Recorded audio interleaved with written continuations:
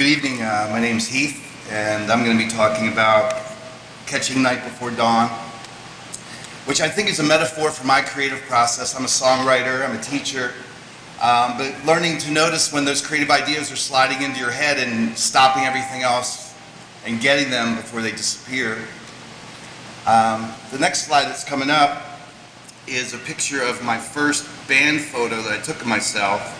Notice there's no face. I was very self-conscious about my ideas, about the songs I was writing. They were a mix of country and rock and sometimes techno.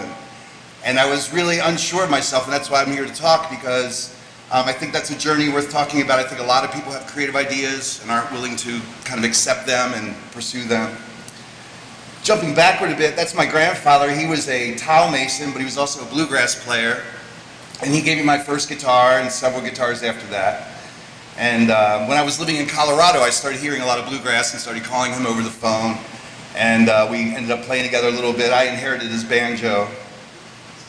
I was also a skateboarder when I was in my teens, and skateboarding is a creative act, but those ramps we're skating on are also creations too. We had to learn how to use scrap wood and old things and put them together, and I learned how to use power tools doing that, and that came into play later in my life. And I love working with wood, but that was the start of it. And then with skateboarding came punk music. It was the first time I really started listening to lyrics and started really getting into music that seemed to reflect my own mental anguish, if you call it that. I was in a band for a little bit. We played some skate parties, and it was fun, but I always knew I kind of wanted to play by myself. I wanted to write my own songs. I wanted to be a solo artist in a way. And then skip forward 15 years, I've got 3 kids. They take up a lot of time, and I had to find time to still pursue this thing, these ideas in the morning that I would have, or while I'm driving. But I spent a lot of time with them, and I think a lot of my music came out of that time with them. Because as I became a more complex person because of fatherhood, I started to listen to more complex songs like Townes Van Zandt. Bob Dylan was around for a long time for me, but Guy Clark. I started finding these songwriters who were writing about real life and writing it very articulately, some of the best poetry I knew. So I spent a year learning Townes Van Zandt songs, kind of put myself through songwriter school in a way, and it taught me how to write. And so I was teaching and getting up at 4 a.m. and going into my basement, lighting candles. And before I would even say anything, I would just let my dreams kind of become words, and I found that was a really effective way of writing songs. It seemed they were coming from somewhere else. And it was foggy, it was kind of a foggy discovery, but I really started cherishing that time. I was writing songs, but I wasn't performing them, and that was a scary thing for me. I think the scream kind of captures my inner fear of that. So in 2003, my New Year's resolution was to scare myself and start playing open mics and going out, and I wasn't good, and it really gave me perspective of where I stood in the community of songwriters, but it was necessary. In 2007, I found MySpace and noticed still a turtle, no face. I was hiding in my shell still, but I started releasing music on there, and I started getting a few reactions. One of the first guys that liked one of my songs was his profile picture. He was this huge naked man in his front yard up in Canada doing this. And I was so happy that somebody liked one of my songs. It was unreal. And then a couple years later, I found Bandcamp, which is a forum where you can start selling albums and make money. Still, it's kind of hiding. You're just releasing music on the internet, but I met people all over the world because of this. People in Norway bought my albums. I had an interview with a DJ in Florida. I got flown to California to play a festival.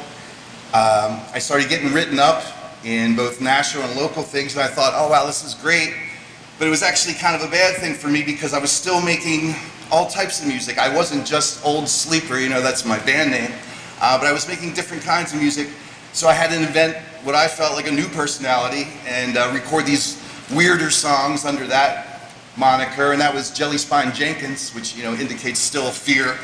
That's a picture of my son with his head in a guitar case, still that idea of hiding in music. But that allowed me total freedom. Anything was with the weirdest things I ever did, Jelly Spine Jenkins did them, not Old Sleeper, so I could record it under that label. And that's fun for me still. What I really didn't know the music journey was about was meeting people and playing music in house parties and finding the other freaks, if you want to call them, people who are obsessed with creating, people who do it for the love of it. And that really has been my support system now, is meeting these people and having those experiences.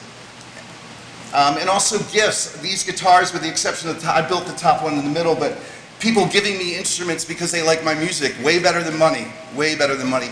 The guitar on the left side, my friend Susie from Georgia, she wood burnt that, and I told her if she put the wood burning on it, I would record an album. And so a year later, I released an album made solely with that guitar, which I played for a year.